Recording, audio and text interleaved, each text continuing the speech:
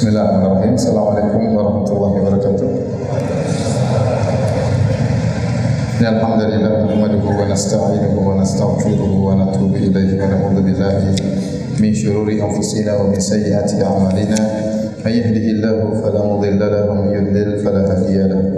Wa asyhadu an la ilaha illallah wahdahu la syarika lahu wa asyhadu anna Muhammadan 'abduhu wa rasuluhu la nabiyya ba'dahu. Ya ayyuhalladzina amanu taqullaha haqqa tuqatih wa la tamutunna illa wa antum muslimun. Fa inna asdaqal hadithi kitabullah wa khairal huda huda Muhammadin sallallahu alaihi wasallam wa syarrul umuri muhdatsatuha wa kullu muhdatsatin bid'ah wa kullu bid'atin dhalalah wa kullu dhalalatin finnar. Ikhwani fillah wa akhwati fid din, azani Allah wa iyyakum. Alhamdulillah pada malam hari ini kita dipertemukan kembali dan kita masih melanjutkan bahasan kita tentang fikih zikir pagi petang. Dan kalau tidak salah kita sampai pada halaman 61 ya. Zikir Allahumma fatiras samawati wal ardh. Itu sudah dijelaskan belum? Belum ya? Yang terakhir zikir yang mana? Ada yang ingat? Hah? Halaman 56 terakhir. Oh iya. 58 belum? Hah? Baru saya dari istighfar. Ada khilaf nih. Berarti halaman 54 belum? Hah? Terakhir yang mana? Sayyidul istighfar. Oh yang terakhir tadi. Kalau begitu kita buka halaman 54 ya. Di antara doa zikir pagi ya. Allahumma inni as'aluka al-afiyata fid dunya wal akhirah. Ya Allah, aku mohon kepadamu keselamatan di dunia maupun di akhirat. Antum lihat halaman 57 ya, Nabi SAW bersabda, "Sallallahu al-afwa wal afiyata fa inna ahadan lam yu'ta ba'dal yakin khairan minal afiyah." Mintalah kepada Allah ampunan dan keselamatan, karena sesungguhnya seorang tidaklah diberikan anugerah yang terbaik setelah keyakinan seperti al-afiyah, keselamatan. Ya, maka jangan lupa seorang banyak memohon kepada Allah al-afiyah, keselamatan. Karena kalau dia diberi keselamatan di dunia dan keselamatan di akhirat, maka apalagi yang dia cari? Ya. Maka doa ini, ya Allah, aku mohon kepada Engkau keselamatan di dunia dan di akhirat. Allahumma inni as'aluka al-afwa wal afiyata fi dini wa dunyaya. Ya Allah, aku mohon kepada Engkau ya ampunan dan keselamatan di dunia dan juga pada agamaku, wa ahli wa mali, keselamatan juga bagi keluargaku dan juga hartaku. Allahumma astur aurati wa amin rawati. Artinya ya Allah, tutuplah auratku dan tentramkanlah jiwaku. Ya. Allahumma hfadni min baina yadayya. Ya Allah, jagalah aku dari depanku, wa min khalfi, dari belakangku, wa an yamini, dari kananku, wa an shimali, dari kiriku, wa min fawqi, jagalah aku dari atasku, wa a'udzu bi 'azamatika uqtala min tahti, dan aku berlindung kepada Engkau agar aku tidak didatangi azab dari bawahku, atau tidak datangi bahaya dari bawahku. Di sini ada doa yang penting, yaitu Allahumma astur aurati. Ya Allah, tutuplah auratku. Maksudnya segala aibku maka tutuplah ya Allah. Lihat halaman 57, yaitulah tutupilah auratku, kekuranganku, aibku dan segala hal yang tidak baik untuk terungkap dariku. Sering saya ingat-ingat terus perkataan sebagian salaf, dia mengatakan, saya tidak tahu mana anugerah yang paling baik yang Allah berikan kepadaku, apakah aku beramal soleh ataukah aibku ditutup oleh Allah Subhanahu wa taala. Dua-dua ini merupakan anugerah yang luar biasa. Kita bisa beramal soleh, di antara anugerah yang luar biasa pula yaitu Allah menutup aib kita. Karena orang terkadang hormat sama kita, mau dekat dengan kita, mau main bersahabat dengan kita, mau belajar dengan kita. Kenapa? Karena aib kita mereka tidak tahu. Seandainya mereka tahu aib kita, mungkin mereka akan tinggalkan kita. Oleh karenanya Muhammad bin Wasir rahimahullah berkata, "Lau kanat lidzunubi rawaih ma jalasa ilayya ahad." Kalau seandainya dosa-dosa itu ada aromanya, ada baunya, ya, sehingga bisa tercium oleh orang lain, maka tidak seorang pun yang akan mau duduk denganku. Ya. Jadi di antara anugerah yang Allah berikan kepada kita adalah Allah menutup aib kita. Jadi kita ini sebenarnya mulia bukan karena amal soleh kita, tetapi karena aib kita ditutup oleh Allah Subhanahu wa taala. Seandainya ada aib kita yang dibongkar oleh Allah, satu atau dua atau tiga, maka tidak ada yang mau dekat dengan kita. Oleh karenanya tidak boleh kita menceritakan aib kita kepada orang lain. Kalau aib kita punya aib dan Allah sudah menutupnya, maka tidak boleh kita ceritakan kepada orang lain. Ya, Rasulullah SAW melarang akan hal tersebut. Ya, tidak boleh orang menampakkan aibnya.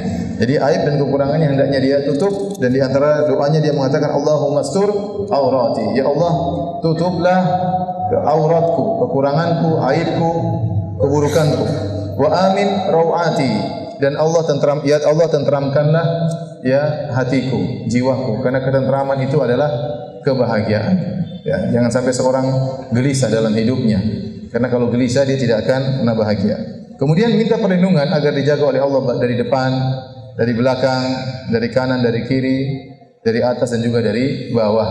Karena ya keburukan itu bisa datang dari arah mana saja yang terkadang tidak kita duga-duga. Baik, kemudian lihat halaman 58. Di antara doa pagi, Allahumma afini fi badani. Ya Allah, berilah keselamatan pada badanku.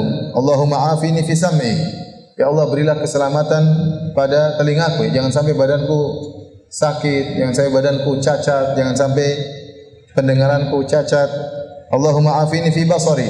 Ya Allah, berilah keselamatan ya pada penglihatanku.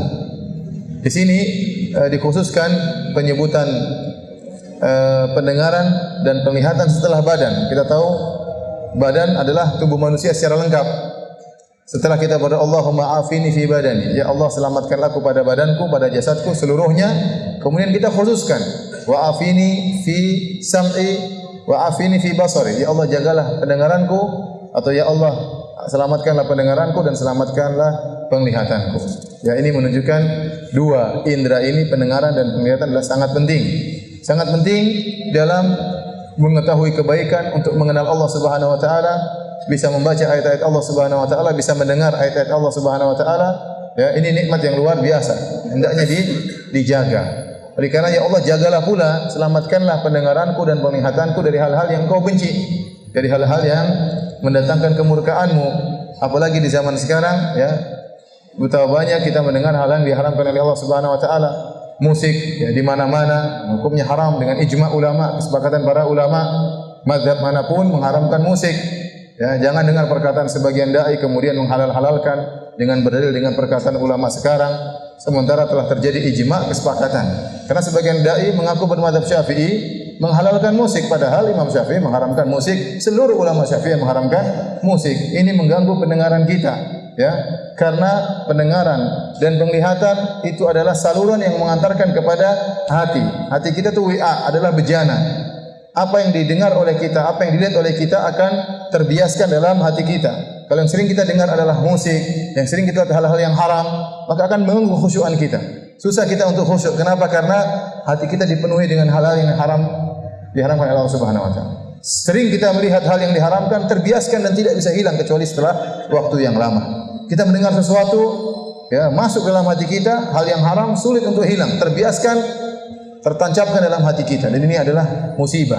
Oleh karena kita berdoa kepada Allah agar Allah Subhanahu wa taala menjaga pendengaran kita, menyelamatkan pendengaran kita dan menyelamatkan penglihatan kita. Dan ini sama seperti doa untuk melihat halaman 60. Doa Nabi SAW, halaman 60 saya juga cantumkan. Allahumma matti'na bi asma'ina wa absarina wa quwwatina. Yang artinya, ya Allah, berikanlah kenikmatan pada pendengaran kami, pada penglihatan kami dan kekuatan kami. Jangan sampai pendengaran, penglihatan, kekuatan kami gunakan untuk hal-hal yang dibenci oleh-Mu, ya Allah. Ini doa kita berusaha untuk baca setiap pagi. Allahumma afini fi badani, Allahumma afini fi sam'i, Allahumma afini fi basari. Kemudian kita mengatakan la ilaha illa anta, Allahumma inni a'udzubika minal kufri wal faqr. Ya Allah, aku berlindung kepada Engkau dari kekufuran dan dari kefakiran. Allahumma inni a'udzubika min adzabil qabr, dan aku berlindung kepada Engkau dari azab kuburan. La ilaha illa anta, tidak ada sembahan yang berhak disembah kecuali Engkau. Makanya para hadirin yang Subhanahu wa taala, ya, betapa banyak ulama yang tegas, ya, keras dalam masalah hukum bersafar ke luar negeri kecuali kalau ada darurat atau ada kebutuhan mendesak. Adapun sekedar jalan-jalan, ya, maka subhanallah, ngapain kita ke sana, ya? Mata kita terganggu melihat hal-hal yang diharamkan oleh Allah Subhanahu wa taala. Wanita pada buka aurat, orang tidak punya malu di hadapan kita, ya. Meskipun kita astagfirullah, tetap saja masuk dalam apa? Dalam hati. Saya punya teman, ya, teman dekat saya, ya, subhanallah, Intel, kerjanya Intel di Arab Saudi, polisi, hafidz Quran, imam masjid. Ya. Dulu waktu saya belum punya mobil, dia selalu jemput saya salat subuh ke Masjid Nabawi tiap hari. Jemput saya ke apartemen, ya, waktu saya masih miskin. Sekarang alhamdulillah sudah kaya, ya. Dia jemput saya kemudian pergi ke masjid tiap hari. Berapa kali saya ajak dia ke Indonesia, sampai terakhir ketemu dia datang ke hotel, dia bawa korma ajwa langsung dari kebunnya. Kita ngobrol-ngobrol. Saya bilang, kapan kamu ke Indonesia? Itu apa namanya, tawaran sudah saya berulang-ulang, mungkin sering lah, lebih dari 10 kali saya sampaikan ke dia. Setiap kesempatan saya bilang, kapan kamu ke Indonesia? Saya ingin servis dia, karena selama ini dia servis saya di Arab Saudi tanpa mengharap apapun, ya, tanpa mengharap apapun, ya. Banyak kebaikannya tidak bisa saya ceritakan. Intinya saya ingin kamu ke Indonesia, ya. Kapan ke Indonesia? Dia bilang, saya tidak mau, ya. Saya tidak mau.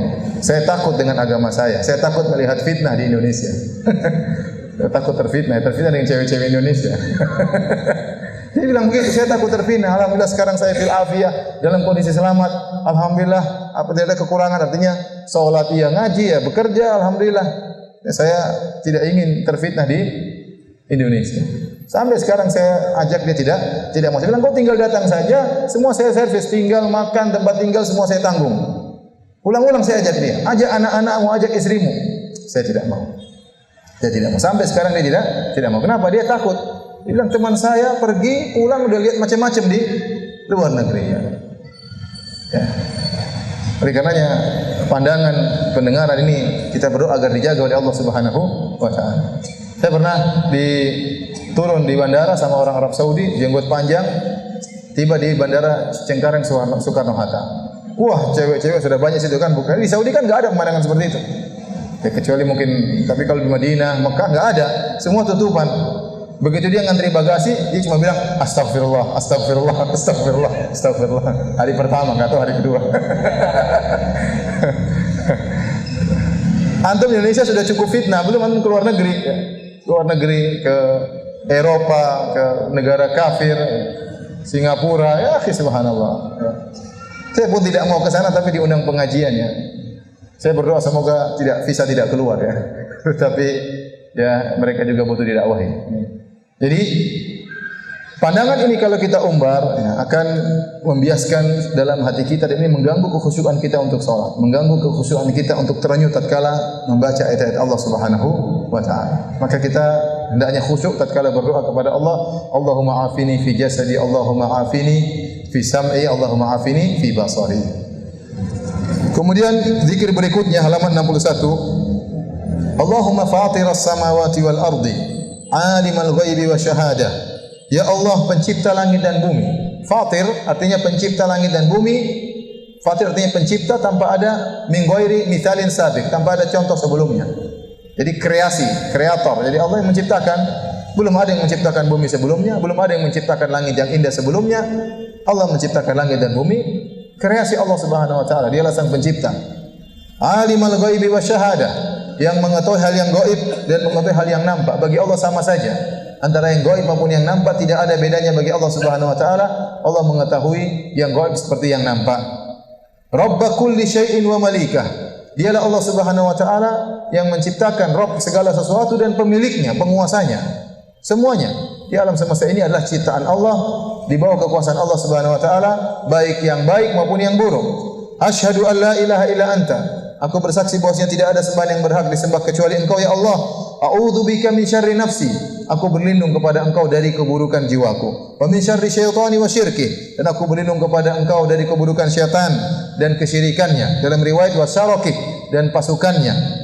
Wa anaktarifa ala nafsi su'an, dan aku berlindung jangan sampai aku melakukan dosa kepada diriku, wa au ajurrahu ila muslim, atau aku mengantarkan dosa kepada orang lain.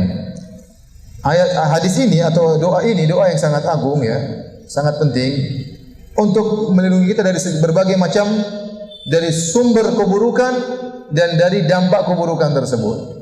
Karena sumber keburukan itu dari dua sisi, dari internal maupun eksternal. Internal kita ini juga punya keburukan, ya, kita punya keburukan. Makanya Nabi SAW sering kalau membuka khutbahnya dengan berkata, ya, innal hamdalillah nahmaduhu wa nasta'inuhu wa nastaghfiruhu wa na'udzu billahi min syururi anfusina wa min sayyiati a'malina. Dan aku berlindung kepada Engkau ya Allah, dan kami berlindung dari keburukan jiwa-jiwa kami dan dari keburukan amal perbuatan kami. Ternyata jiwa kita punya keburukan, amal kita juga punya keburukan. Sering orang hanya melihat keburukan orang lain, ya. Dia lupa pada jiwanya juga punya keburukan. Jiwa kita ini punya keburukan.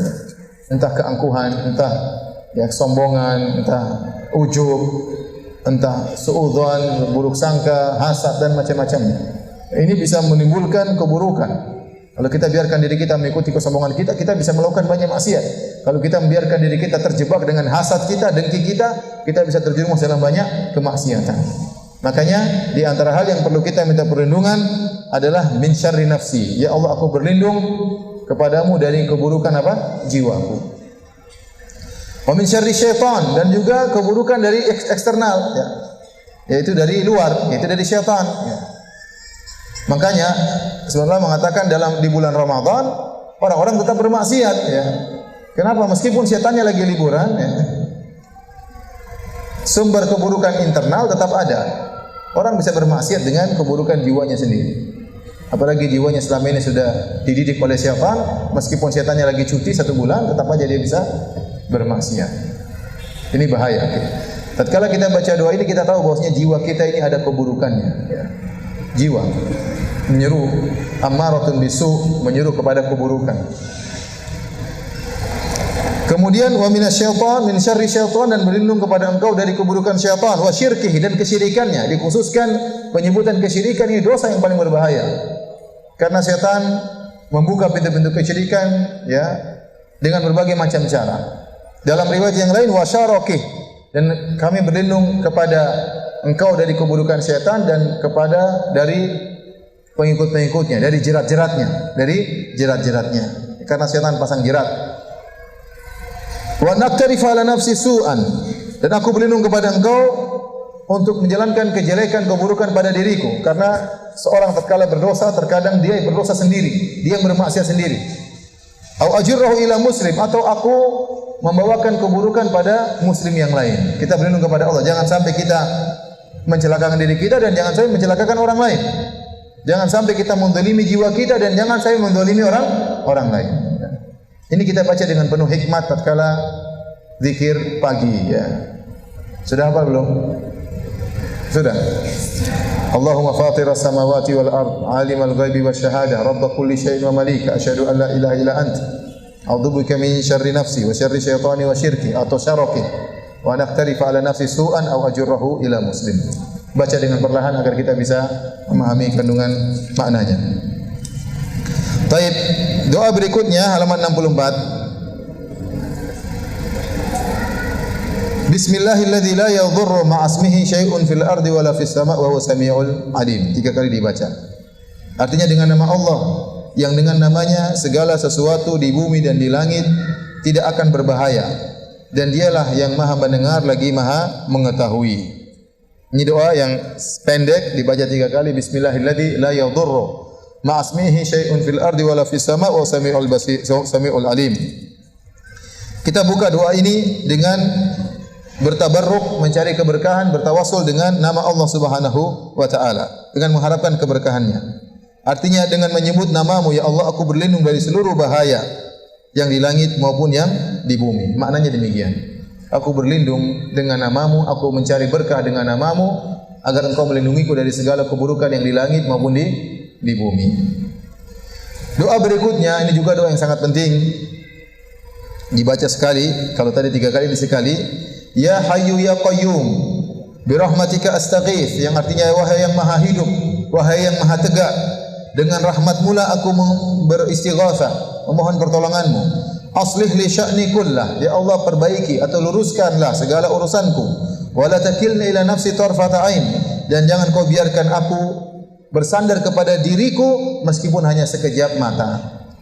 Hadis ini juga dibuka dengan bertawasul dengan dua nama Allah yang disebut dengan Ismullahil A'zam, nama Allah yang agung, dan terdapat di antaranya dalam surat Al-Baqarah, dalam ayat kursi yaitu Hayyul Qayyum, kemudian juga di awal dari surat Ali Imran Al-Hayyu Al-Qayyum.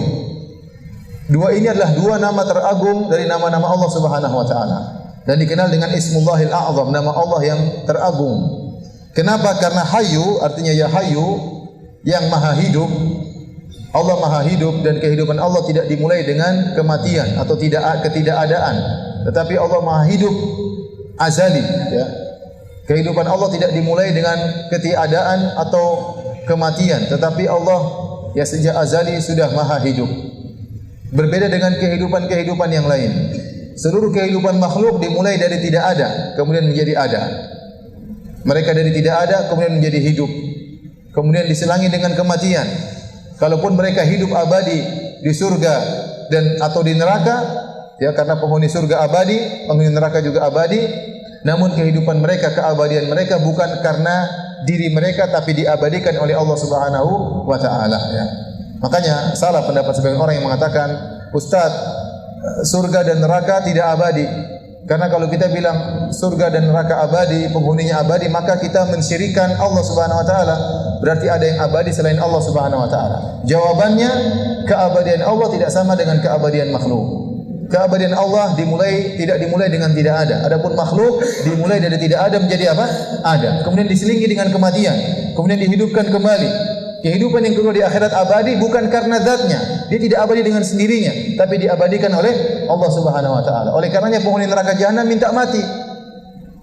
Wa nadau ya Malik liyaqdi alaina rabbuk. Para penghuni neraka berkata, wahai malaikat Malik, mintalah kepada Rabbmu untuk mematikan kami. Mereka ingin mati, ya. Tetapi kata malaikat Malik, qala innakum makithun, kalian akan selamanya abadi di neraka jahanam. Jadi mereka tidak abadi dengan sendiri, tapi diabadikan oleh Allah Subhanahu wa taala. Jadi kehidupan Allah kehidupan yang maha hidup, ya. Berbeda dengan kehidupan makhluk yang lainnya. Nah, Hayyu Al-Hayyu, nama Allah ini mengandung sifat kehidupan yang maha hidup Allah Subhanahu wa taala, melazimkan seluruh kesempurnaan yang ada pada diri Allah Subhanahu wa taala, yang ada pada zat Allah Subhanahu wa taala. Ya, yang namanya maha hidup berarti dia harus maha mendengar, maha melihat, maha berilmu agar kehidupannya sempurna. Makanya kata Ibnu Qayyim rahimahullah, nama Al-Hayyu ini mencakup sifat-sifat Allah yang lainnya. Karena itu merupakan konsekuensi dari maha hidupnya Allah Subhanahu wa taala. Dengan Allah maha hidup berarti dia harus maha kuasa, maha mendengar, maha melihat, maha berilmu, maha mengetahui dan maha yang lainnya. Nama Allah yang kedua Al-Qayyum. Al-Qayyum diambil dari Al-Qiyam, yaitu Allah Subhanahu wa taala maha tegak. Artinya dia maha tidak membutuhkan yang lainnya. Ia sudah ada dan tegak sebelum ada yang lainnya. Dalam hadis kana Allah wa lam yakun syai'un ghairahu. Dulu Allah bersendirian dan tidak ada yang bersama Allah Subhanahu wa taala. Allah tidak membutuhkan siapapun. Makanya Allah Subhanahu wa taala mengatakan, "Ya bani Adam, law anna awwalakum wa akhirakum wa insakum wa jinnakum kanu ala atqa qalbi rajulin wahidin minkum ma zada fil mulki syai'a." Wahai anak Adam, kalau kalian dari awal dari Nabi Adam sampai manusia yang terakhir hidup di hari kiamat, menjelang hari kiamat, dan juga jin seluruhnya hatinya seperti orang yang paling bertakwa di antara kalian. Kalau seluruh manusia ini di atas muka bumi ini hatinya seperti Nabi Muhammad sallallahu alaihi wasallam, tidak akan menambah kekuasaan Allah sama sekali. Allah sudah Maha Kuasa. Allah tidak bertambah kekuasaannya dengan keberadaan manusia, tidak. Tapi Allah ciptakan manusia demi kemaslahatan mereka. Ya, Allah tidak butuh dengan ibadah mereka. Mereka yang butuh dengan ibadah mereka sendiri. Allah tidak butuh dengan ibadah kita. Oleh karenanya dialah Al-Qayyum yang maha tegak dan tidak butuh kepada yang lainnya. Dan Al-Qayyum bukan cuma tegak, Al-Qayyum itu mengandung makna dan dialah yang menegakkan makhluk. Makhluk seluruhnya membutuhkan Allah Subhanahu wa taala. Kalau tidak ada Allah maka mereka tidak bisa tegak sama sekali. Jadi Al-Qayyum artinya yang maha tegak dan menegakkan yang lainnya. Itu namanya Al-Qayyum. Semua makhluk ditegakkan oleh Allah. Kalau tidak menegakkan mereka, mereka tidak bisa tegak. Makanya di antara sifat Allah, Allahus Samad. As-Samad artinya yang membutuhkan kepadanya segala sesuatu. Segala sesuatu membutuhkan Allah Subhanahu wa taala. Bi rahmatika astaghith, ya Allah dengan rahmat-Mu aku mohon pertolongan. Aslih li sya'ni kullah, perbaikilah segala urusanku. Wala takilna nafsi tarfata. Ini kalimat doa yang menunjukkan kita bertawakal kepada Allah. Kita mengatakan, ya Allah, jangan sampai kita bertawakal kepada diri kita sendiri meskipun hanya sekejap mata. Oleh karena jangan sampai kita ujub, jangan sampai kita pede. Pede tidak boleh kita pede dengan diri kita, tapi pede dengan izin Allah. Itu tidak apa-apa. Seorang muslim pede, insyaallah Allah bersama saya. Saya sudah berdoa kok, pede. Tapi kalau dia pede hanya sekedar bersandar kepada diri, itu salah. Tidak boleh. Itu namanya ujub. Pede dengan kecerdasannya, ya ujub itu. Ya, dia harus tahu bahwasanya kecerdasan dari Allah. Jadi tidak boleh berhenti pada titik itu aja. Tetapi dia harus menumbuhkan dalam dirinya, saya pede dengan kecerdasan saya karena izin siapa? Allah Subhanahu wa taala. Kapan dia menyandarkan urusannya kepada dirinya, dia akan gagal. Dia akan gagal cepat atau lambat. Kenapa? Karena jiwa ini penuh dengan kekurangan. Lihat halaman 68. Di paragraf pertama, paragraf kedua, paragraf ketiga. Jangan saya jelaskan, jangan engkau limpahkan aku kepada diriku walaupun sekejap mata. Karena satu, diriku lemah dan tidak mampu untuk memenuhi kebutuhanku. Ini yang pertama. Yang kedua, bahkan jiwaku terkadang menjadi musuh terbesar dibandingkan musuh-musuhku yang lain.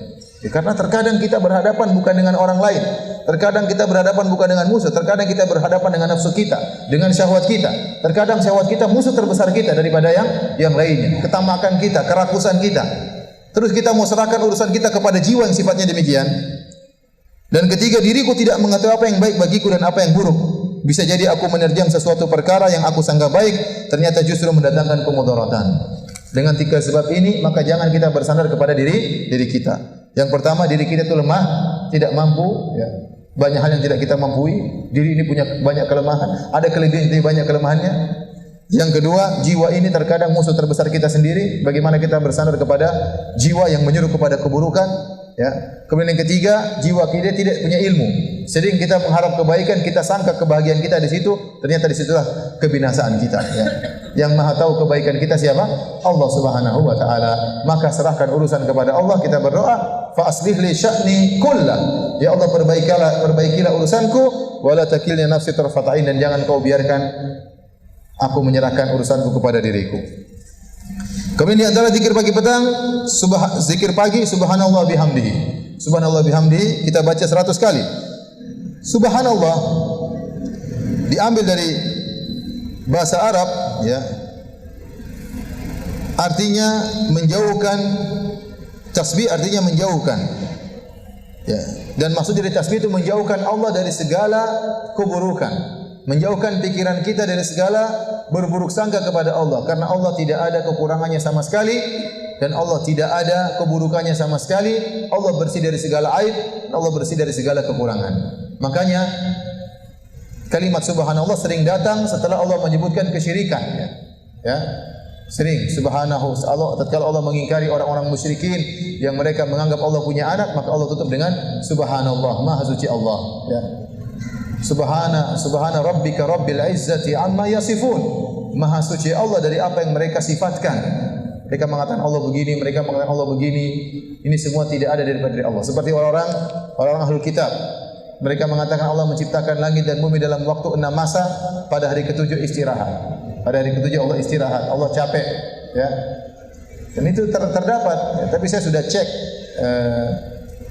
terbitan yang baru, dirubah kalimat istirahat dirubah. Saya lupa ya kalimatnya. Yang jelas bukan liburan, ya, bukan. Tapi dirubah kalimat itu. Tapi sebenarnya itu mereka mengatakan demikian. Allah menciptakan langit dan bumi dalam waktu 6 masa, hari ke-7 mereka Allah istirahat. Padahal Allah bantah dalam surat Qaf.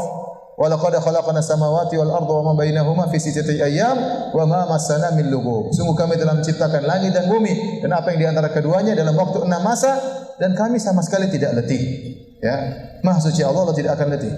Ya, Allah kalau letih bahaya alam semesta ini. La ta'khudhu sinatu wa la naum. Allah tidak tidur dan juga tidak ngantuk, ya.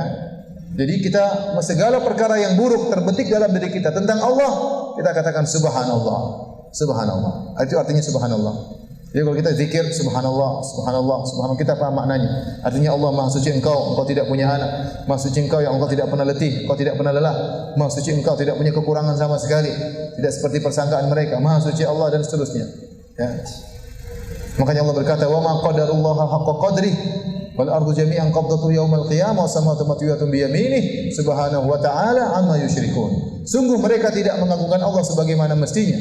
Padahal di hari kiamat kelak bumi dalam genggaman Allah Subhanahu wa taala dan seluruh langit-langit berada dalam lipatan tangan Allah Subhanahu wa taala. Allah melipat langit-langit tersebut. Maha suci Allah dari segala kesyirikan yang mereka lakukan. Kalau mereka mengetahui keagungan Allah, mereka tidak akan menyembah makhluk. Mereka tidak akan menyembah nabi, mereka tidak akan menyembah malaikat. Maha suci Allah. Ya, namun mereka tidak mengagungkan Allah sebagaimana mestinya. Wa bihamdihi, dengan memuji Allah. Tatkala kita mengakui Allah tidak punya kekurangan sama sekali, maka ini melazimkan kita memuji Allah Subhanahu wa taala.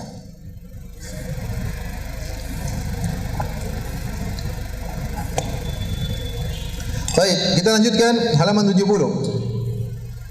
Subhanallah wa bihamdihi adada khalqihi wa ridha nafsihi wa zinata arsyihi wa midada kalimatihi. Ini dibaca 3 kali. Yang artinya subhanallah bihamdihi adada khalqihi, sebanyak makhluknya. Kita bertasbih sebanyak makhluknya. Wa ridha nafsihi, dan seukuran keridhaan Allah Subhanahu wa taala. Wa zinata arsyihi, dan seukuran beratnya arsy Allah Subhanahu wa taala. Wa midada kalimatih, dan sebanyak tinta tulisan kalimatnya. Apa maksud hadis ini? Maksud hadis ini zikir Allah dipuji dengan tanpa hitungan, tanpa tidak terhingga. Tidak terhingga. Ya, artinya kita memuji Allah tidak terhingga hitungannya. Kenapa? Karena yang pertama kita mengatakan adada khalqihi. Maha suci Allah sebanyak jumlah makhluknya. Sementara makhluk Allah tiada henti-hentinya, tiada ujung-ujungnya. Terus ada, terus ada, terus ada. Allah menciptakan tiada henti-hentinya. Tiap hari Allah menciptakan makhluk-makhluknya. Manusia, hewan, dan macam-macam kejadian, semua ciptaan Allah Subhanahu wa taala. Jadi maknanya, ya Allah, aku memujimu, aku bertasbih kepadamu tanpa terhingga. Wa ridha nafsihi, dan di antara sifat Allah sifat ridha. Sifat ridha juga tiada terhingga keridhaan Allah Subhanahu wa taala. Di antara dampak dari keridhaan Allah, ya. Coba lihat halaman 71, ya. Saya katakan demikian pula sejauh keridhaannya. Ridha nafsihi, sementara sifat maha ridha Allah tiada batasnya. Jika karunia-Nya, keberkahannya, pahalanya dan kebaikannya tanpa batas, sedangkan semua itu adalah buah dari sifat ridhonya, maka bagaimana lagi dengan sifat ridhonya itu sendiri? Kebaikan Allah tanpa batas, keberkahan Allah tanpa batas, karunia Allah tanpa batas, pahala Allah tanpa batas, itu semua adalah asar atau dampak dari keridhaan Allah. Bagaimana lagi dengan sifat ridhonya? Kemudian wazinata arsyihi, seberat ya arsy Allah, karena arsy Allah adalah makhluk terbesar yang Allah ciptakan. Ya, disebutkan dalam asar, ya, bahwasanya tidaklah, ya, maknanya tidaklah langit yang begitu luas di kursi Allah kecuali seperti logam di padang pasir, dan tidaklah kursi Allah dibandingkan dengan arsy Allah kecuali seperti logam di padang pasir. Berarti arsy Allah sangat besar dan dialah makhluk yang terbesar. Ya, kalau mau ditimbang, timbangan siapa yang mau nimbang? Ya? Jadi kita memuji Allah, kalau ukuran berat maka seberat arsy Allah Subhanahu wa taala. Yang terakhir, wa midada kalimatih, sebanyak tinta untuk menulis kalimat Allah. Dan kita tahu kalimat Allah tiada penghujungnya. Ya.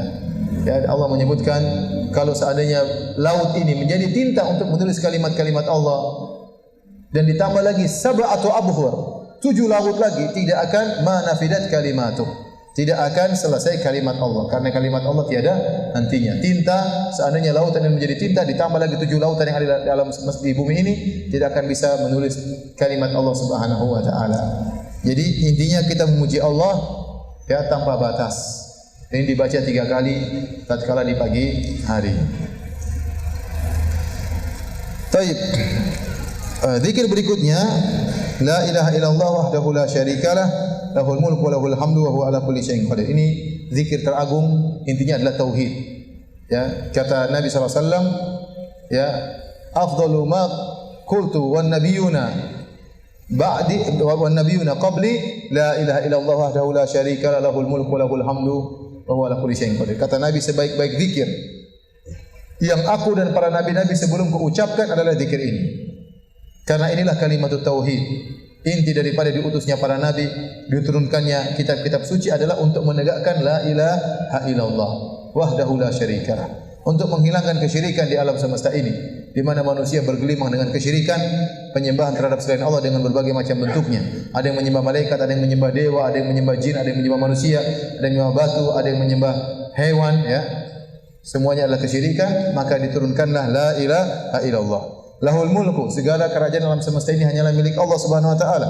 Walahul hamdu, hanya Dia yang berhak untuk dipuji. Wa huwa ala kulli syai'in qadir, dan Dia Maha kuasa atas segala sesuatu. Jadi Allah, semua alam semesta ini milik Allah Subhanahu wa taala, dan Dia yang mengatur segala sesuatu di alam semesta ini.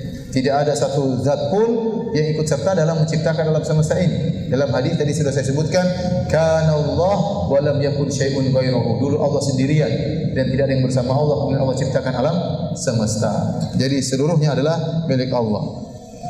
Dan pahala membaca zikir ini, ya, lihat halaman 73. Barang siapa yang membacanya, maka seperti membebaskan, memerdekakan seorang budak dari keturunan Ismail, dan dicatat baginya 10 kebaikan, dan dihapuskan darinya 10 keburukan, dan diangkat 10 derajat, ya, dan dia akan mendapatkan penjagaan dari Allah, dari gangguan syaitan sampai sore hari. Sampai sore hari. Ini zikir boleh dibaca sekali, boleh dibaca 10 kali, boleh dibaca 100 kali, dan boleh lebih dari itu. Boleh lebih dari itu. Semakin banyak kita baca, semakin banyak pahalanya. Semakin banyak pahalanya. Ya, jadi boleh sekali, boleh 10 kali, boleh 100 kali, boleh lebih daripada itu. Atau bisa baca syarahnya di buku saya tadi. Baik. Di antara zikir berikutnya adalah astaghfirullah. Lihat halaman 78. Halaman 78. Ini sudah pernah saya jelaskan. Astaghfirullah diambil dari kalimat mikfar.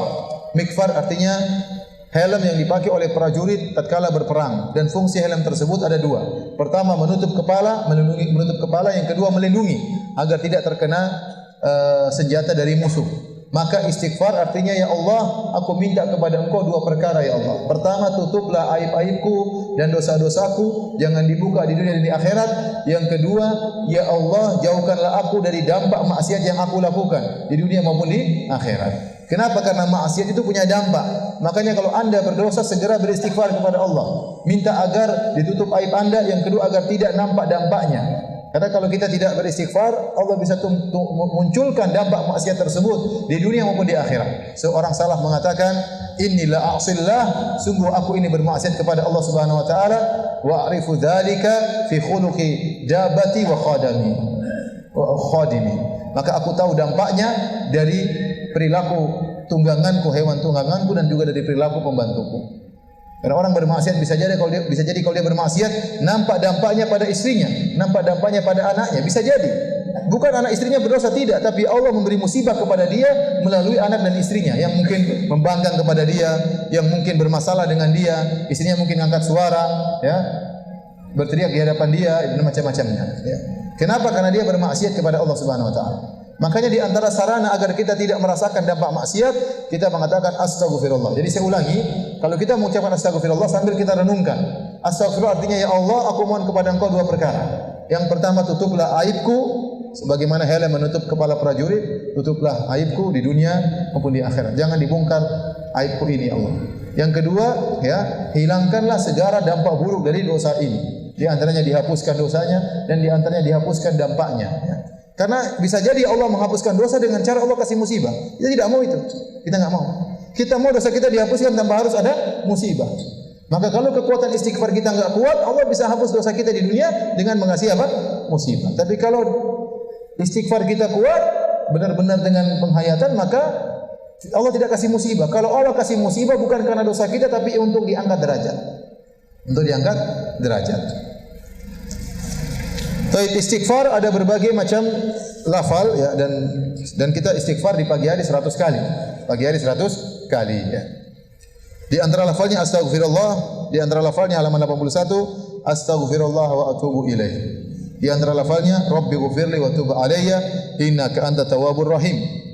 Yang artinya, Rabbku, ampunilah aku dan terimalah taubatku, atau wa tub alayya bisa artinya ya Allah ilhamkanlah aku untuk bertobat. Ya Allah aku terus bermaksiat tidak tobat-tobat ya Allah. Gerakkanlah hatiku untuk kembali kepadamu. Wa tub alayya itu maknanya demikian di antaranya. Kalau kita belum bertobat, kita minta agar Allah ilhamkan aku untuk apa? Bertobat, ya. Innaka anta tawwabur rahim, sungguhnya engkau adalah zat yang maha menerima taubat dan maha penyayang. Setelah itu kita baca juga ayat kursi. Ayat kursi, ya sebagaimana antum sudah hafal, Allahu la ilaha illa huwal hayyul qayyum la ta'khudhuhu sinatun wa la naum. Ialah Allah yang tidak sembah yang berhak disembah kecuali Ia. Al-Hayyul Qayyum, sudah kita jelaskan makna Al-Hayyu Al-Qayyum, zat yang maha hidup dan zat yang maha tegak dan menegakkan yang lainnya. Sudah kita jelaskan tadi. La ta'khudhuhu sinatun wa la naum. Dia tidak pernah ngantuk apalagi tidur. Karena ngantuk adalah menandakan keletihan, kelemahan. Seandainya Allah ngantuk maka hancurlah alam semesta ini. Tidak ada yang mengaturnya kecuali Allah. Allah mengatakan innallaha yumsikus samawati wal arda an tazula. Allah memegang langit dan bumi agar tidak hilang. Jadi langit meskipun Allah di atas langit, di atas ars, justru ars dan langit yang butuh kepada Allah Subhanahu wa taala. Lahu ma fis samawati wa ma fil ard. Milik Allah yang ada di langit dan di bumi. Man dzalladzi yashfa'u indahu illa bi idznih. Siapa yang berani beri syafaat di sisi Allah kecuali dengan izin Allah. Ya'lamu ma baina aydihim wa ma khalfahum. Allah mengetahui apa yang ada di hadapan mereka dan di belakang mereka. Wala yuhituna bi syai'in min ilmihi illa bima syaa'. Mereka sama sekali tidak mengetahui ya tentang Allah Subhanahu wa taala sama sekali. Ya kecuali yang Allah kehendaki. Wasi'a kursiyyuhu samawati wal ard. Dan kursi Allah meliputi langit dan bumi. Ini dalil bahwasanya kursi Allah adalah makhluk yang luas, lebih luas daripada langit dan bumi. Lebih luas daripada kursi adalah arsy Allah Subhanahu wa taala. Wala ya'uduhu hifdhuhuma wa huwal aliyyul azim. Dan Allah tidak merasa berat memelihara keduanya, tidak ada letih sama sekali bagi Allah Subhanahu wa taala dan Dialah Maha tinggi dan Maha besar. Ayat kursi ini datang dalam hadis-hadis, contohnya halaman 84 dari beberapa sahabat. Jadi sahabat nangkap jin, setannya bilang, bacalah ayat kursi pagi dan petang. Di antaranya setan yang pernah ditangkap oleh Abu Hurairah. Kemudian setan berkata, ayatul kursi iqra'ha inda kulli sabahin wa masa. Ayat kursi bacalah engkau bacanya di setiap pagi dan petang. Kemudian jin itu berkata, man qala hayna yumsi ujira minna hatta yusbih. Barang siapa yang membacanya di waktu sore hari akan dilindungi dari kami, dari para syaitan sampai pagi. Wa man qala hayna yusbih ujira minna hatta yumsi. Barang siapa yang membaca ayat kursi di waktu pagi hari maka akan dilindungi dari kami sampai sore hari. Jadi ayat kursi dibaca, jangan ditempel di kamar ya. Cuma ditempel biar setannya kabur, setannya masuk tanpa dibaca. Jadi ayat kursi di mana dibaca. Kemudian kita selesaikan ya. Kalau azan kasih tahu ya. Kemudian baca qul huwallahu ahad 3 kali. Qul a'udzu birabbil falaq 3 kali. Qul a'udzu birabbin nas 3 kali. Adapun surat Al-Ikhlas ya. Azan ya. Azan, silakan azan. Baik hadirin, kita salat dulu aja. Insyaallah kita lanjutkan sebentar ya. Allah taala alam bisawab. Ikhwan dan akhwat yang dirahmati oleh Subhanahu wa taala, kita lanjutkan tentang zikir pagi. Masih zikir pagi. Ini adalah halaman 85. Di antara zikir pagi adalah membaca qul huwallahu ahad 3 kali. Dan surat qul huwallahu ahad adalah suratul Ikhlas. Disebutkan dalam hadis, barang siapa yang baca surat Al-Ikhlas seperti dia membaca sepertiga Al-Qur'an. Seperti membaca sepertiga Al-Qur'an. Bukan berarti kalau dia baca qul huwallahu 3 kali berarti khatam Quran, tidak. Lihat halaman 87 ya, sebagian ulama menjelaskan kenapa dikatakan sepertiga, karena Al-Qur'an isinya ada 3 bagian. Yang pertama tentang hukum, yang kedua tentang kisah, dan yang ketiga tentang tauhid. Pertama tentang hukum, kedua tentang kisah-kisah, yang ketiga tentang tauhid. Dan surat Al-Ikhlas ini dikatakan Al-Ikhlas li'annaha ukhlisat litauhid, karena dia diikhlaskan, artinya dimurnikan khusus membicarakan tentang keesaan Allah Subhanahu wa taala. Maka dikatakan surat Al-Ikhlas, artinya surat yang dikhususkan untuk membicarakan tentang apa? Keesaan Allah Subhanahu wa taala. Oleh karenanya surat ini kalau kita bisa katakan secara sederhana adalah surat yang menjelaskan tentang syarat menjadi Tuhan. Syarat Tuhan itu seperti apa? Syaratnya qul huwallahu ahad, Tuhan tersebut harus Maha Esa. Kalau dia berbilang dia bukan apa? Tuhan. Allahus Samad, namanya syarat Tuhan bahwasanya seluruh makhluk harus butuh kepadanya dan dia tidak boleh butuh kepada siapapun. Lam yalid, dia tidak boleh melahirkan. Kalau dia melahirkan berarti anaknya akan sama dengan dia, berarti akan ganda kembali. Karena konsekuensi dari melahirkan berarti sang anak akan mirip dengan bapaknya. Walam yulad, dan dia tidak dilahirkan. Kalau dia dilahirkan berarti dia dulu tidak ada kemudian menjadi ada. Walam yakul lahu kufuwan ahad, dan tidak ada suatu pun yang setara dengan dia. Ini syarat Tuhan. Dan ini tidak terpenuhi pada seluruh Tuhan-Tuhan yang lain. Mau Tuhannya agama ini, agama anu, agama semuanya enggak ada yang beres. Enggak ada yang terpenuhi. Ya. Harus Maha Esa, harus tidak membutuhkan kepada yang lain, bahkan seluruhnya membutuhkannya. Harus tidak boleh melahirkan, karena kalau melahirkan berarti yang dilahirkan akan sama dengan dia, anak akan sama dengan bapaknya, dan tidak boleh dilahirkan. Kalau dilahirkan berarti dia tidak ada, menjadi apa? Ada, dan tidak ada sesuatu pun yang setara dengan dia. Nah, kalau kita terapkan syarat-syarat ini kepada Tuhan-Tuhan yang lain, semuanya akan gugur. Ya, mau Tuhannya orang Buddha, Siddhartha dulu enggak ada, kemudian kecil dilahirkan, kemudian jadi Siddhartha Gautama, kemudian mati. Bagaimana bisa menjadi Tuhan? Ya. Orang Hindu Tuhannya 3. Ya, tetapi Tuhannya saling membutuhkan. Ada dewa mencipta, dewa perusak, dan dewa pemelihara. Yang satu hanya bisa ciptain saja, untuk melihara enggak bisa, maka butuh dewa apa?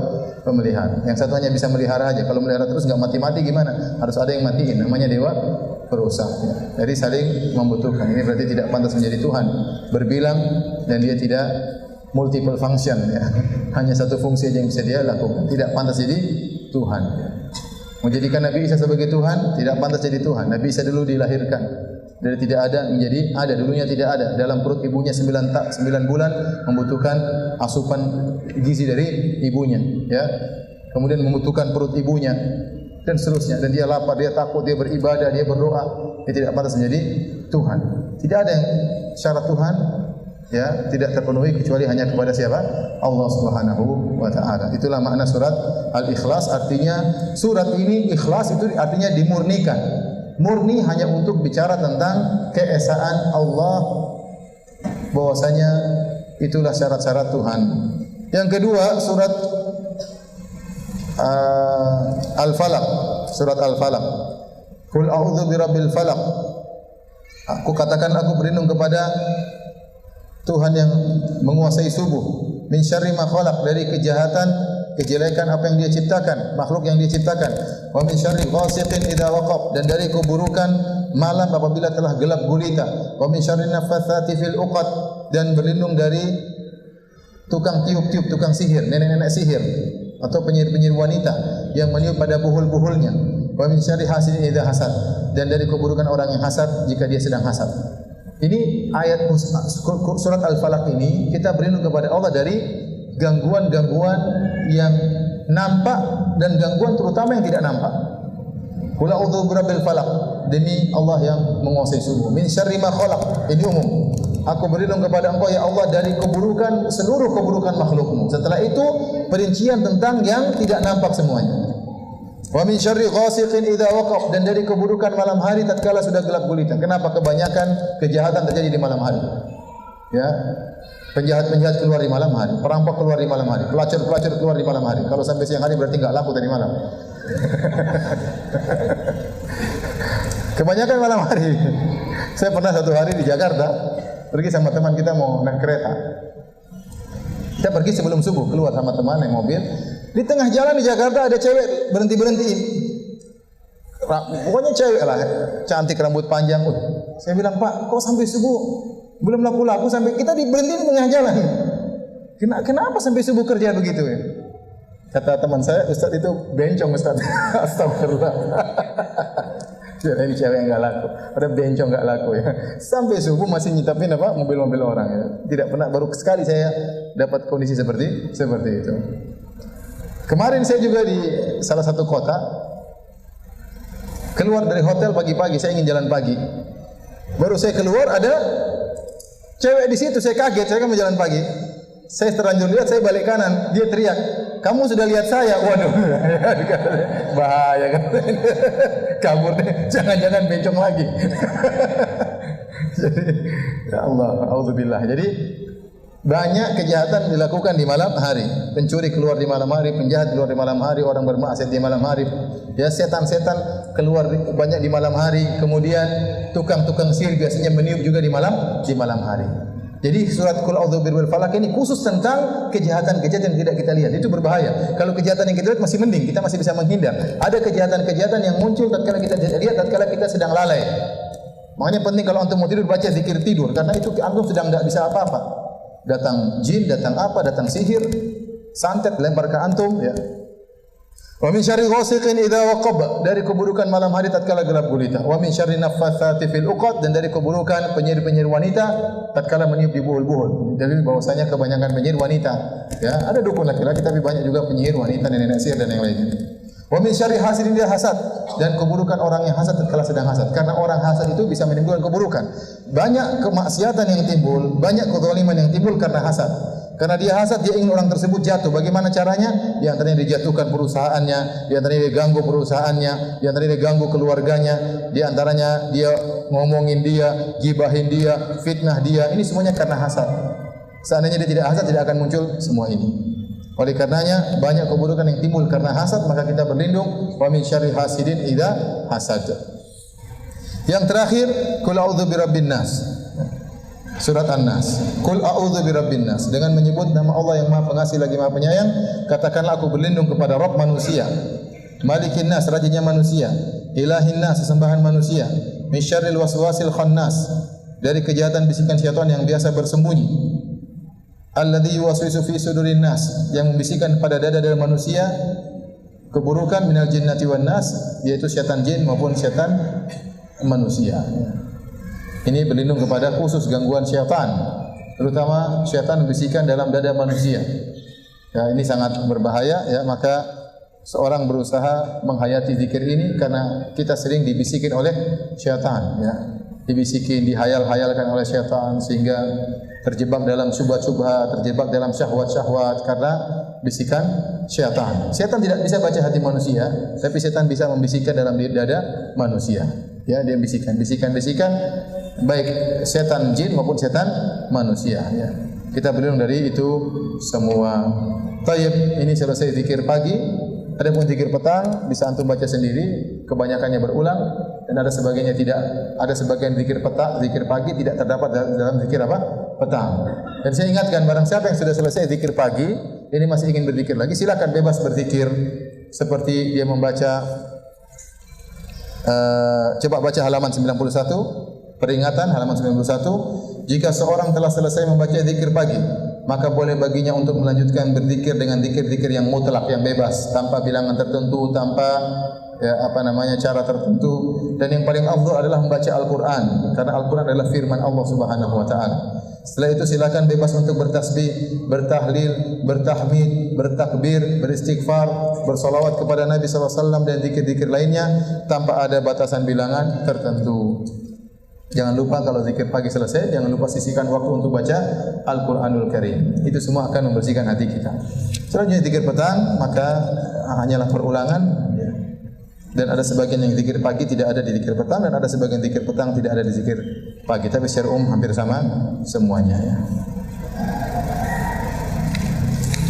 Di antara zikir petang yang tidak ada zikir pagi, lihat halaman 105.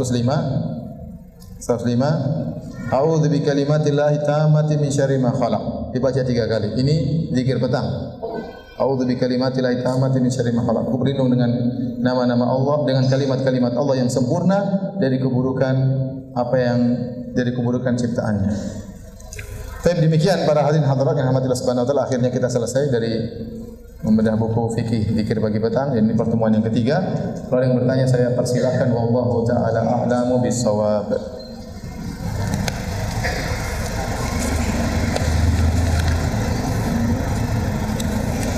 Pada saat kita bekerja banyak aktivitas, sementara kita berzikir pakai alat tasbih digital, apakah boleh? Ya, ini boleh selama itu hanya sebagai alat.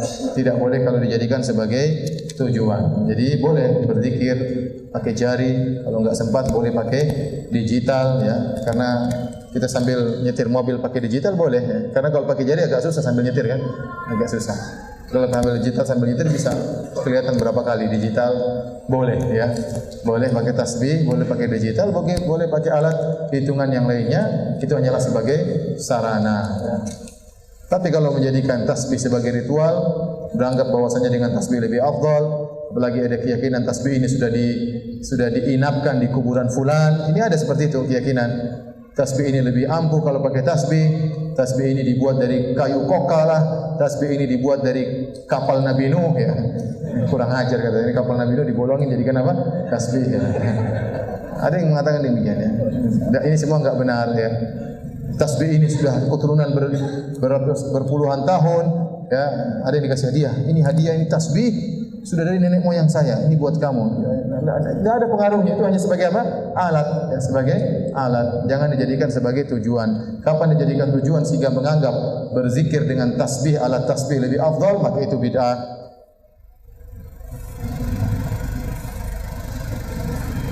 Ustaz, jika kita sedang berzikir atau membaca Al-Quran lalu menguap, kita sedang berzikir atau membaca Al-Quran lalu menguap, apakah kita berhenti lalu diulang apa yang dibaca saja? Ya. Dibaca saja enggak apa, kita menguap. Ya, kalau bisa di ujung ayat kita menguap. Jadi qul huwallahu ahad misalnya kita menguap. Jangan qul huwallahu ahad, jangan ya. Kalau kita menguap tengah jalan, ulangi lagi dari awal. Jadi kalau sudah selesai ayat, ya tinggal lanjutin aja, tinggal apa? Lanjutin saja.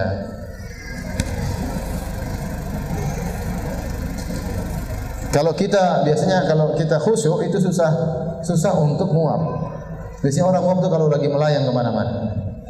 Kalau orang khusyuk biasanya susah untuk apa? Muak. Dia lagi konsen mendengar ayat Allah, susah untuk muak. Ustaz, bagaimana menghilangkan bias-bias keburukan yang ada dalam hati kita? Yang mana susah untuk dihilangkan setelah sekian lama? Ya. Caranya banyak istighfar kepada Allah Subhanahu wa taala, maka bejana hati kita yang sudah berisi dengan berbagai macam biasan-biasan keburukan, kita tutup dengan Al-Quran, dengan pengajian. Kita baca pendengaran, kita jaga pendengaran kita jaga penglihatan kita, sehingga tidak terkotori lagi. Jadi sering pengajian, sering mengaji, baca Al-Quran, ya, sehingga agar tertutup dengan ayat-ayat Allah Subhanahu wa taala.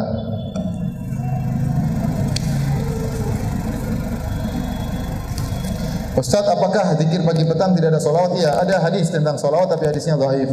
Hadisnya dhaif. Jadi tidak ada zikir pagi petang secara khusus salawat, tidak ada. Tapi kalau ingin bersalawat tidak apa-apa. Ya, setelah zikir pagi selesai, zikir pagi petang selesai, kita secara mutlak, zikir mutlak tadi saya katakan, boleh baca Quran, boleh tasbih, bertakbir, bertahlil, boleh bersolawat, tapi tidak ada rutinitas khusus bersolawat pada pagi dan petang hari. Dan solawat boleh kapan saja, solawat boleh kapan saja, tapi jangan dikhususkan zikir pagi petang karena hadisnya lemah. Bagaimana pendapat Ustaz dengan zikir-zikir tertentu, bilangannya seperti 1000 kali, 2000 kali? Masalahnya, kalau tanpa ada keyakinan tertentu, boleh-boleh saja seorang la ilaha illallah 1000 kali, 2000 kali. Tetapi kadang-kadang disebarkan kepada masyarakat, barang siapa yang baca ini 1000 kali, barang siapa baca 2000 kali, ya, ini repot. Nanti bisa begini, bisa begini, bisa begini. Ya. Ada yang bilang kalau kamu mau hilang baca wal yatalattaf, nanti bisa hilang. Tapi kalau hilang nggak bisa muncul lagi bagaimana? Yang kedua, terus kalau hilang mau kemana? Hilang mau ngapain coba? Biasanya orang hilang buat maksiat. Nanti ngintip ini, nyuri ini. Ente hilang ngapain? Gak enak. Istriku, kamu di mana mas? Istriku hilang. Ngapain? Ngapain aja jadi orang hilang? Ya? Kecuali ente intel mungkin ingin apa ya? Biasanya orang hilang pun mau macam-macam nanti. Ya, jadi baca al-Talataf berapa kali jadi bisa hilang, ini enggak benar, semuanya khurafat ya. Jadi boleh aja kita berzikir 1000 kali la ilaha illallah, enggak ada masalah. Tapi jangan kita meyakini 1000 ini punya fadilah ini karena enggak ada dalilnya.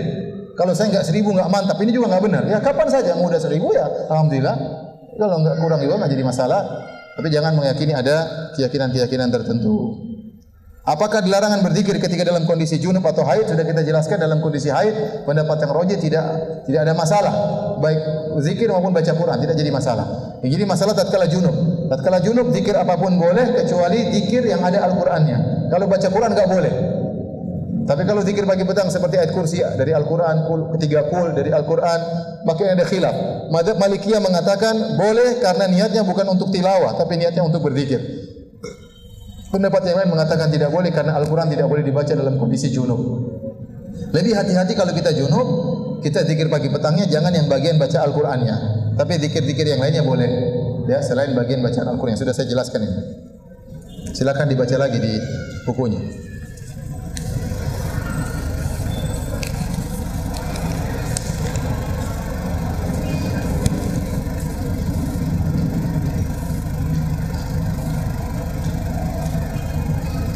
Ustaz, dulu saya pernah pinjam uang di bank untuk beli rumah, padahal saya paham hukumnya haram.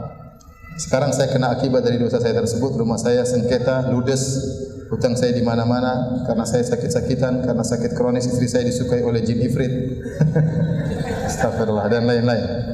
Saya mohon doa dan saran dari Ustaz.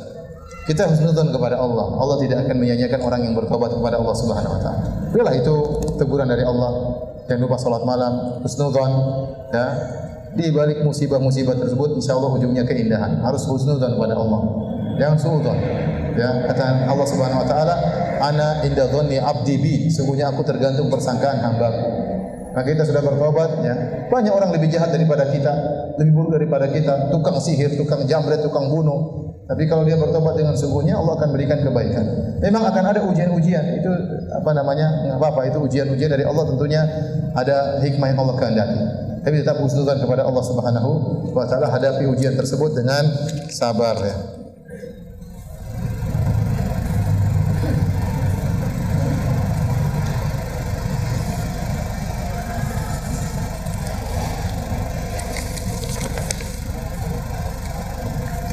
Ustaz, mana lebih utama bersedekah atau membayar hutang?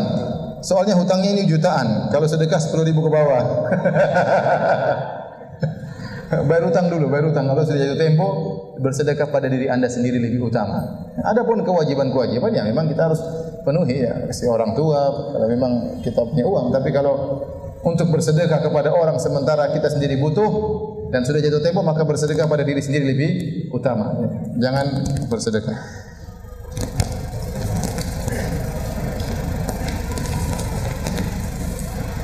Apa itu arti syubhat? Syubhat itu kerancuan pemikiran, pemikiran-pemikiran yang rancu, yang tidak benar, terkadang ditampilkan seakan-akan kebenaran. Tampilkan seakan-akan kebenaran. Contoh, saya pernah membahas di internet dan juga ceramah tentang tidak boleh menjadikan tanah-tanah sebagai berkah, ada kuburan, kemudian diambili pasirnya, dan ini kebiasaan orang-orang Syiah. Kalau mereka di kuburan Husain, mereka mengatakan tanah yang ada di kuburan Husain karena ada Husain di dalamnya, maka tanah tersebut menjadi tanah berkah, bisa untuk mengobati penyakit. Ini orang-orang Syiah seperti itu. Akhirnya ini diadopsi oleh sebagian saudara-saudara kita. Mereka ngambil tanah kuburan wali ini dibawa pulang. Ini semua tidak benar, tidak ada dalilnya. Bahkan ini khurafat. Saya kita khawatirkan sarana kesyirikan, ya, karena para ulama telah mengingatkan, Imam Nawawi, Imam Al-Ghazali melarang mengusap-usap kuburan, meskipun kuburan Nabi sallallahu alaihi wasallam, apalagi selain Nabi sallallahu alaihi wasallam. Kemudian ada orang bantah, dia pakai syubhat. Dia bilang, bukankah Nabi di antara cara ruqyah Nabi sallallahu alaihi wasallam adalah mengambil air liur kemudian diletakkan di tanah, kemudian tanah itu diusapkan di tempat luka atau tempat sakit dengan berdoa, ya, apa namanya, bismillahi, apa namanya, intinya apa namanya, dengan tanah kami biriki ba'dina yushfa saqimuna, ya, dengan tanah kami, dengan air liur sebagian kami, maka disembuhkanlah orang penyakit di antara kami. Jadi kata mereka, lihat, tanah ternyata bisa, ini dalilnya sahih. Tanah berarti berkah karena dijadikan obat. Ini saya katakan dalilnya tidak benar. Ini syubhat contohnya, ini namanya syubhat. Berdalil dengan sesuatu untuk membenarkan mengambil tanah di kuburan. Dalilnya Nabi pernah meruqyah pakai tanah dan air liurnya, kemudian berdoa dengan doa tadi, ya. Bismillahi turbatu ardina biriqati ba'dina yushfa saqimuna, yang artinya dengan nama Allah, dengan tanah kami, dengan air liur sebagian kami, maka disembuhkanlah orang yang sakit di antara kami. Itu doa Nabi, kemudian diusapkan kepada tempat sakit. Saya bilang ini dalil tidak benar. Ini namanya syubhat. Ya, karena ya kalau kita mengatakan berarti hadis ini menunjukkan tanah itu berkah, maka liur juga berkah kalau begitu. Ya, liur juga berkah karena dalam hadis tersebut tercampur tanah dan apa? Dan liur, ya. Ini yang pertama. Berarti liur juga berkah. Kalau gitu saya kumpulin air liur kasih sama orang, ya. Karena berkah, ya. Karena ente bilang ini dulu tanahnya berkah. Jawabannya tanah tersebut tidak berkah dengan sendirinya, tapi bercampur dengan air liur disertai dengan doa. Maka jadilah apa? Berkah. Dan itu tanah sembarangan, dimanapun boleh. Kenapa ente mengkhususkan tanah kuburan? Paham atau tidak? Jadi menggunakan dalil tidak pada tempatnya itu namanya syubhat. Itu namanya syubhat. Ya. Contoh seorang mengatakan boleh seorang melakukan bid'ah, ya, karena Nabi membenarkan orang sahabat-sahabat bikin bid'ah, Nabi biarkan. Bilal ditanya, apa yang buat engkau masuk surga? Kata dia, tidaklah saya solat, tidaklah saya berwudu kecuali saya solat. No, ini Bilal bikin kreasi bid'ah dan Nabi membenarkan, berarti boleh dong bikin bid'ah. Ya, kita katakan tidak benar. Yang pertama, dari mana kamu tahu Bilal yang buat kreasi? Bisa jadi Bilal pernah dengar dari Nabi sebelumnya, kemudian Bilal menceritakan, saya ini setiap habis wudu saya apa? Salat. Contoh, Nabi mungkin mengatakan kepada seorang, saya mendengar engkau di surga. Apa yang buat kau masuk surga? Apa amalan yang paling kau andalkan? Saya berbakti kepada orang tua, wahai Rasulullah. Apakah berbakti kepada orang tua karya dia?